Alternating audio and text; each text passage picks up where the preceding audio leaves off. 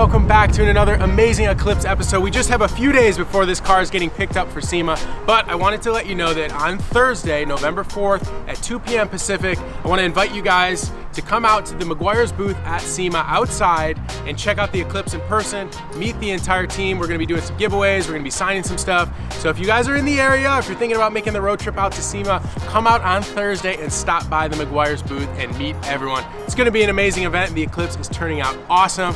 So that's it. Enjoy the rest of the video.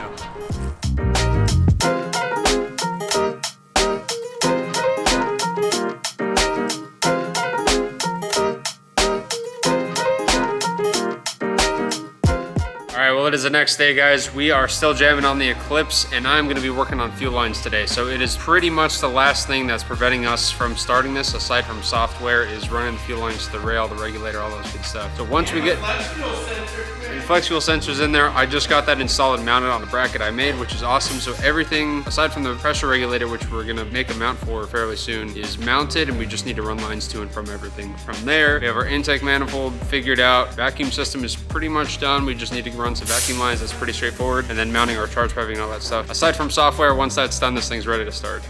So we've got our fuel filter hanging down right there, nice all tucked away. Our flex fuel sensor's over there, so we're gonna run from the filter to the flex fuel, from the flex fuel to the pressure regulator, which is gonna be up here on the rail, and then into the rail, and then run a return. Once that's done, hopefully we should be much closer to starting this thing.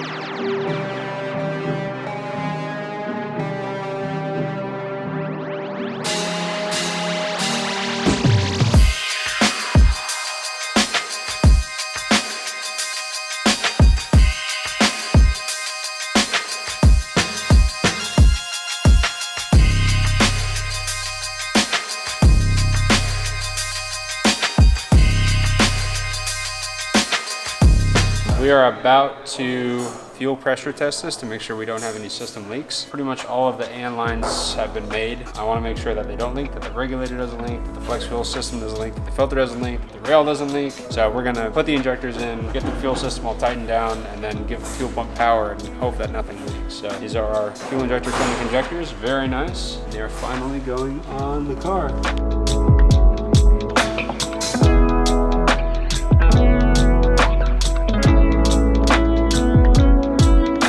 So we're gonna check for P on fuel. We're gonna check for fuel pressure. Yeah, just be prepared to shut it off.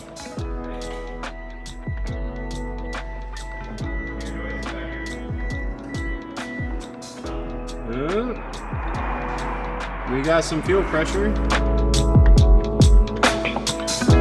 Actually don't see any leaks.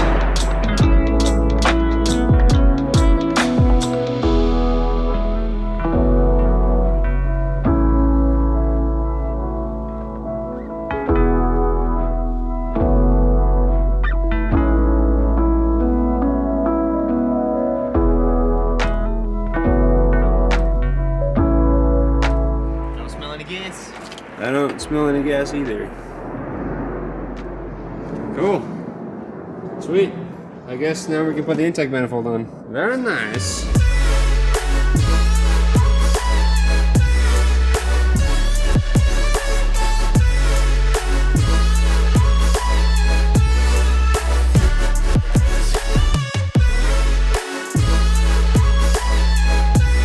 Alright, so I'm going to move on to gauges. So we have a beautiful new AEM boost gauge and then an AFR gauge by Innovative Motorsports that we're going to be installing. I pulled the old ones off so far and we have an absolute mess of wires. Wires crimped to wires, which is fun. So I'm going to go through and clean all this up and then we can replace our old crusty gauge for a beautiful new clean gauge.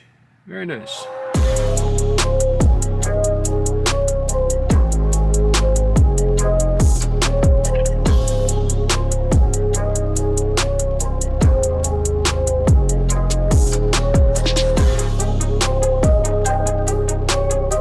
tell you right now, it's not gonna start.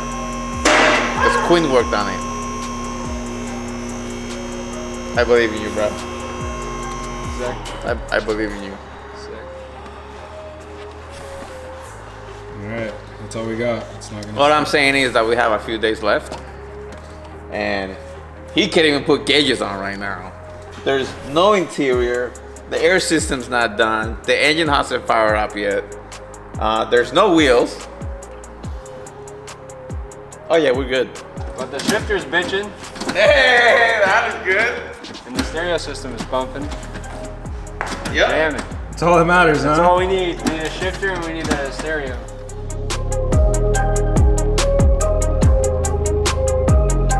Quinn's been walking around for the last 2 hours. What are you looking for, buddy? Oh, just my plug wires.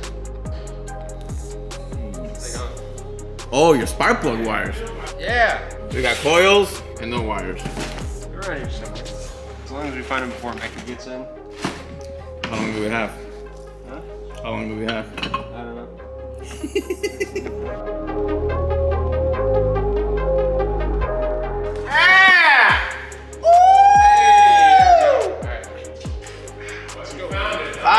So we're starting it now. We're gonna start it today. Before we get starting it, some of you guys may remember when we built the engine, we oil primed it. So when we had the timing belt off, we spun the oil pump with a drill. That was to build oil pressure inside of the engine. That pulled oil out of the pan and put it through the oil galleries in the engine block, through the oil pump, through the filter housing, through the filter, through our little sandwich plate cooler, into the head, into the lifters, everything. So it would have been fine if we didn't replace a bunch of stuff in the oiling system. So we converted from the factory oil filter housing to an Evo 3 housing, which runs AN10 line, so we can run -10 for an oil cooler. So the new filter housing doesn't have oil in it, the new cooler doesn't have oil in it, the filter doesn't have oil in it. We also are feeding the turbo from the cylinder head now, so we changed out the block plug for a feed fitting for a turbo, and in doing so we drained all the oil out of the head. So we're going to oil prime the engine again. So I have the fuel injectors disconnected, we don't have spark plugs in, so we're just going to crank it to get the oil moving through the engine, and then we're going to put our spark plugs in, coils, wires, put our fuel injectors on, and then go for first start. Jesus. Yeah, it's explaining things. This is me explaining. We're gonna crank this thing up so we can get oil pressure in the whole engine and we can start the car right after. See the difference? People need to know. You see the difference? People need to know why. Quick quality, baby! Doing it. Round of applause. All right, let's go.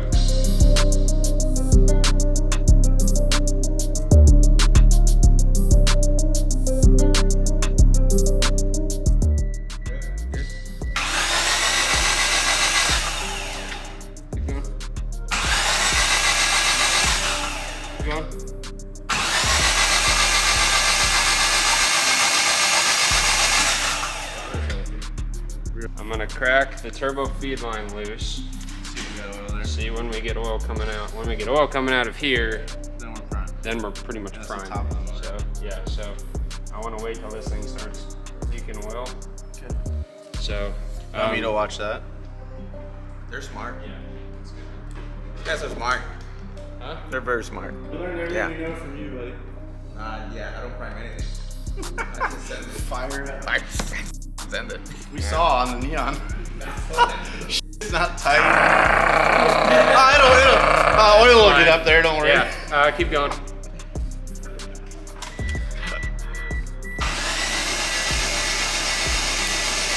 probably gonna be a minute. Keep going? Yeah, because Just I keep going. certainly drained it all out. You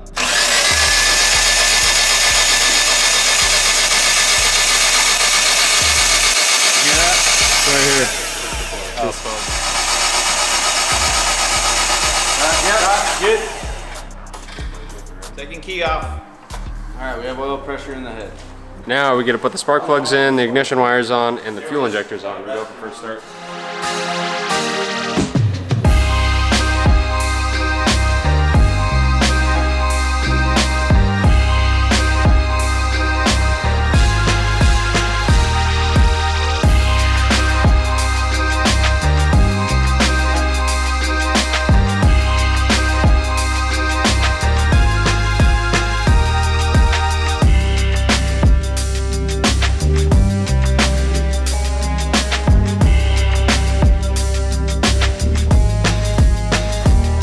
Any famous last words before we send this off?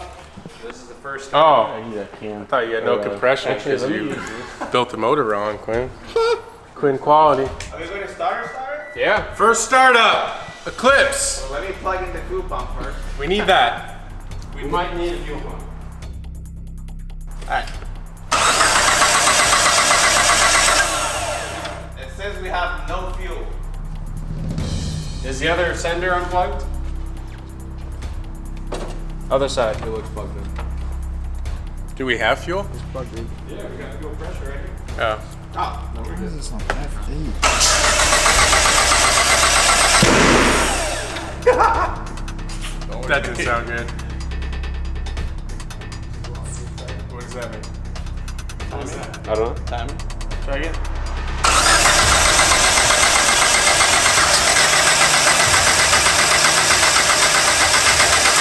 No pressure is floating around like 42, 43. It's doing this.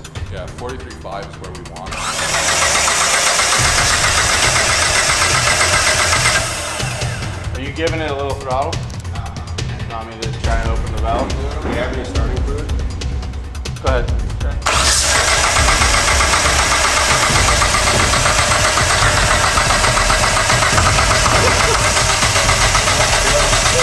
There we go. It's coming. It's coming.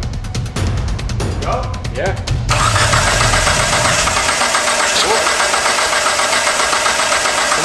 Woo! It's getting close. I saw you bring out the You gotta have a fire extinguisher. handy dandy just like Quinn quality up in here. On the wall right there. Try it.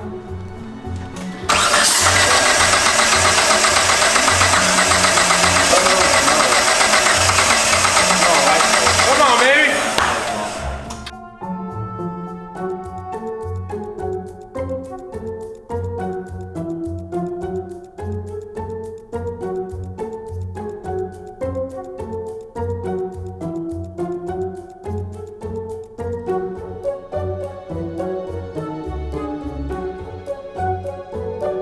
One of the things we did was we replaced an ECU with what we suspect to be a 95. So the 95 ECU has a different firing order output set than the stock ECU that came in this car. So while the firing order for the engine is the same, the output drivers on the ECU output differently than the factory ECU, which means if we're correct and this is the issue, then 3 and 4 need to be switched and 1 and 2 need to be switched. So it wasn't starting because we had the firing order backwards. So let's get to it.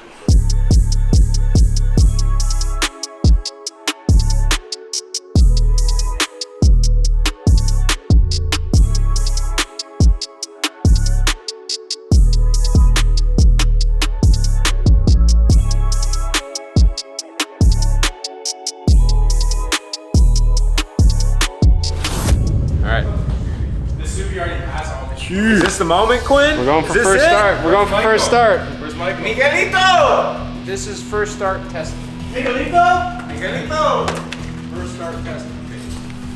I don't want to hear about Oh, no faith. none of that. no faith. No faith! None of that. No faith. I have all the faith in the world, but No faith!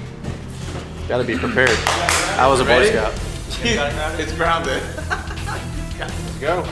Did Will do the wiring?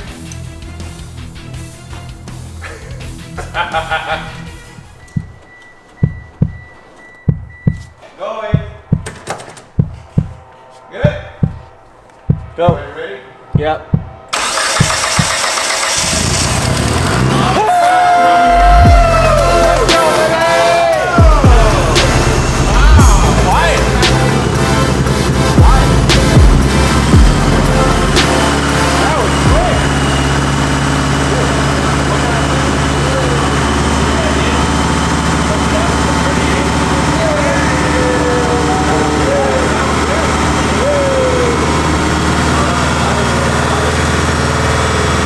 Let's go.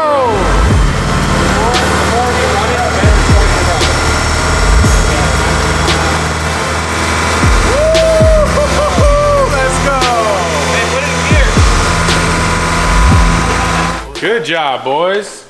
Dream team. All right, so now that the car started, which is super excited for us, we actually waiting for Donnie to show up. He's gonna come down, he's gonna give us a bass tune on the car so we're able to move it around. And while we wait on him, I'm just gonna move over, I'm gonna start working on the car audio. Finally, I have everything I needed. This is the only thing I was waiting for, so I can put the subwoofer in there. First things first, I'm gonna make that hole. I'm gonna put this in here, and then I'll be able to wire up the subwoofer to this, and then from here, it'll go to the amplifier.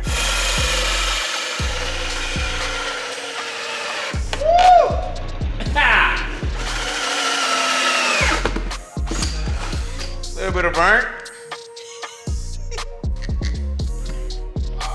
All right, so there you go, the hole is made. You guys can see here, I have some polyfill. Polyfill is mainly used on sub enclosures when the box is smaller than what is required by the manufacturer of the subwoofer. In this case, we have a kicker subwoofer that is too big for the amount of space that we have here. So the polyfill, what it does is it tricks the subwoofer into thinking that the subwoofer enclosure is bigger than what it actually is. You may be asking, how does it do it? That looks like crap. Let me fix that real quick, hold on.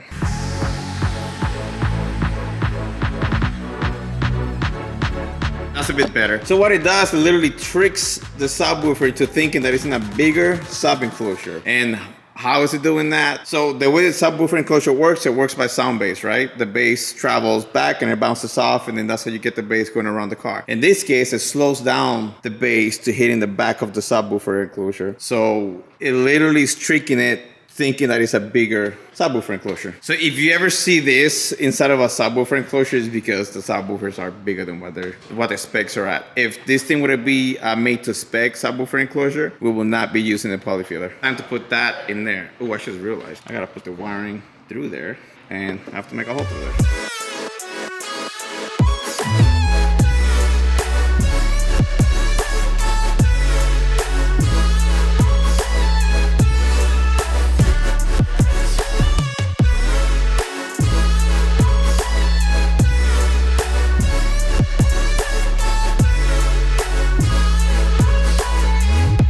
There she goes. Looks good. Shout out to Kicker. They literally supplied us with the best thing they had. Just look at it. Looks amazing. We have Kicker all the way around. We have the amp, we have the subwoofer, we have the door speakers, we have tweeters, the kick panels. I mean, we have Kicker all the way around. This thing is going to sound amazing, and I can't wait to put power in this car so we can. Wait, we have power. When you were on vacation, we got that all done. So we can test this. Yeah. So right now I have the subwoofer enclosure sitting on the trunk. Now it's time to bolt it down. So I'm gonna drill some holes and I'm gonna put some bolts through it to hold the piece in place. And then we get to test it. I already ran the circuit breaker and the power to the battery. All we gotta do is connect the battery and then turn the breaker on, and we'll be able to test our system. Mind you, we gotta do a lot of settings at first. We gotta set the stereo first, and then we'll turn on the amplifier with the speakers are gonna get their power and input, and then we'll start adjusting from there.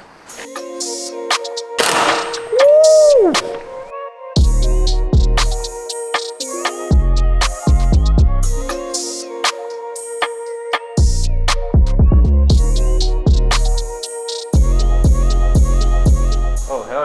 Those new LEDs are looking fresh. Yeah, it looks bright from here. Hit the brights. Bright? Oh, keys. Oh, god damn. The headlights are sick on this thing. These are those new heist lighting LEDs. Holy sh. Right. Accessory on. Pioneer deck is on. Dang! Better plug a cable in so we can put some tunes on. Inglés. Now we have power to the end.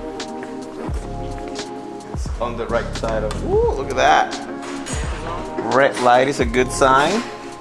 Power to USB is a good sign. We got power to the stereo, we got power to the amp. The subwoofer and all speakers are currently working. We'll fine tune later. The main thing was to make sure that all the wiring was done correctly, which it was, and everything's working properly fine, so it is. So that's it, we are moving on to the next thing.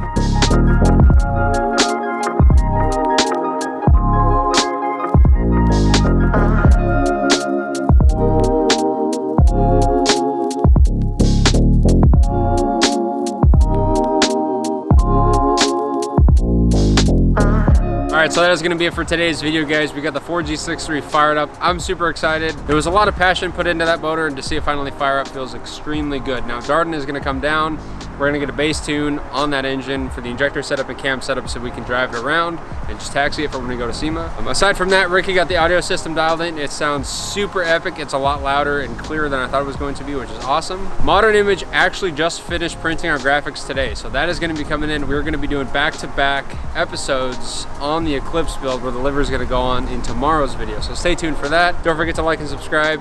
Comment down below on how you guys think we're doing on the car, and we'll see you guys in the next one.